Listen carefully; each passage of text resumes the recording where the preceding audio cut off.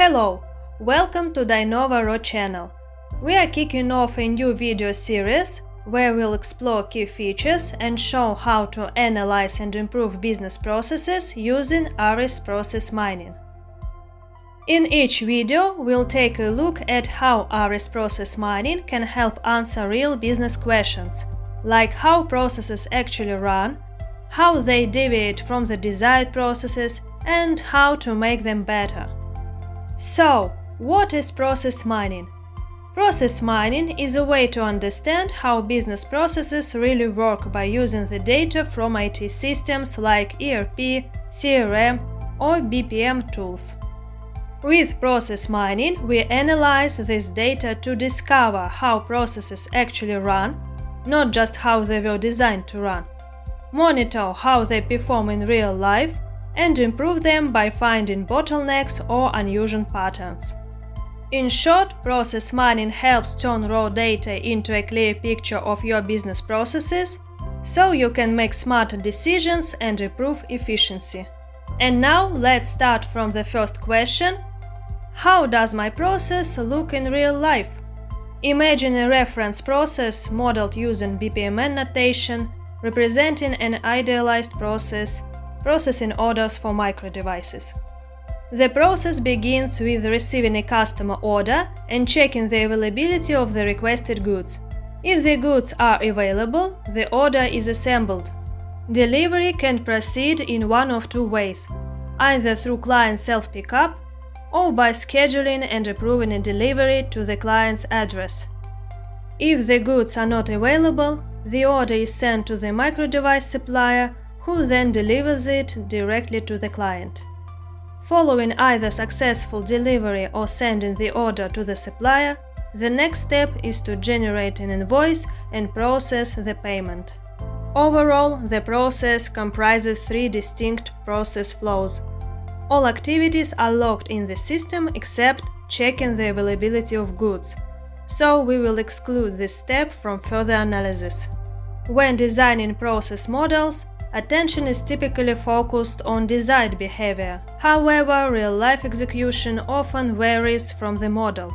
ARIS Process Mining supports process discovery, using event or activity logs to generate a model of actual process flows. We have prepared CSV files containing event logs. The primary dataset includes mandatory details such as case IDs, events or activities, and timestamps. In this example, each case represents a single instance of order processing. Additional data sources can be integrated into ARIS Process Mining to enhance the dataset and allow more options for analysis. Upon uploading the dataset to ARIS Process Mining and configuring it, we can initiate process discovery to obtain a comprehensive view of the real process, processing orders for microdevices. ARIS Process Mining provides a range of applications to analyze how business processes function not in theory but in practice. To answer the key question, how does my process actually look in real life, we start with the Process Overview folder. In the top right corner, we see that ARIS has analyzed 10,490 cases, where each case represents a single instance of the process. To explore the process, we use the Process Explorer, an application that builds a visual process map from the actual event logs, revealing the sequence of activities. The process graph initially displays the most common path, the sequence of activities that happens most frequently across all cases. In our example, the common process consists of 6 activities. We can extend the process graph, increasing the percentage of displayed activities and connections. This reveals less frequent activities and paths, giving us a more complete picture of how the process really works. As additional elements are revealed, it becomes clear that the real-life process is more complex than the reference model. For example, we now see product return activities, which aren't described in the reference model. On the right side, the process panel lets us choose which process metrics we want to analyze. At the moment, we are looking at case frequency, meaning how often each step occurs. The figures on the activities and connections give us additional information. For instance, 100% of cases include client's order received, but only 88% of cases reach order completed, showing us that the flow splits after the first activity. Some flows go to order completed, while others go to order for the supply created. We can also switch to other measures, like throughput time, or even define custom metrics to guide deeper analysis. If we increase the threshold to 100%, the result is what's called a spaghetti model, a fully transparent but visually complex view of the process. To address this, ARIS offers process variant analysis. The variants panel shows all different process variants detected, and you can explore them using a bar view or list view. In our example, there are 49 variants of the process, while BPMN model shows only 3. The most common variant appears at the top. It covers about 30% of all cases and includes 6 activities. The second most frequent variant accounts for 8.4% of cases and contains 5 activities. It's almost the same as the first one, but it doesn't include delivery completed.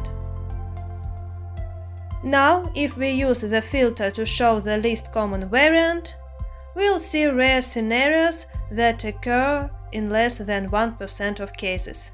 These rare paths may point to errors or human mistakes, or they might reveal alternative flows worth investigating. For example, variant 22 shows a product return scenario with 3 steps: notification of the product return with a claim, return of the product registered. This variant covers 99 cases, that is about 1%. But when we click on notification of the product return, we find that this activity actually appears in 5% of all cases, so it's not limited to variant 22. Let's click Select cases with this activity. The filter case passes through activity notification of the product return is added. Now we can analyze 6 variants that include this activity. We can already notice that the reference BPMN model doesn't show these activities at all. Let's now switch over to the process overview. It's an application that gives us basic insights and key metrics about the process. What can we see there? On average, about 10 cases start per day, meaning around 10 client orders are created daily. Also, there are 59.31 activities started per day. Each case includes an average of 5.88 activities, and the average throughput time is about 1.5 months. Below that, you'll find a line graph showing how these key metrics change over time. Let's select activities per case to explore that view. We can see that in the first quarter of 2022, the process had more than 8 activities per case. Over time, that number gradually decreased. By the end of 2024, it dropped to 5.87. Based on this trend, we can anticipate that number of activities per case will stabilize around 5.8 in 2025. And now, if we return to Process Explorer and add notification of the product return to the filter, the process overview metrics will be updated automatically. This allows us to analyze only the cases that include this selected activity. For example, we can see that most product returns happened in 2022. In 2023, the number began to drop, and by 2024, only a few return cases were recorded. This trend could suggest an improvement in product and service quality leading to fewer returns and greater client satisfaction. So, answering the first question, how does my process look in real life, here are some key takeaways. The actual process includes 49 different variants. The most common variant covers 40% of all cases and includes 6 activities, while the least common variants make up less than 1% of cases. The average throughput time is 1.5 months, with around 10 new cases starting each day. On average, each case includes 5.88 activities. When we take a closer look, we see that the real process includes extra activities and connections not shown in the reference BPMN model. For example, we discovered a product return flow that isn't reflected in the reference model. By comparing the discovered process with the reference model, we can see major deviations.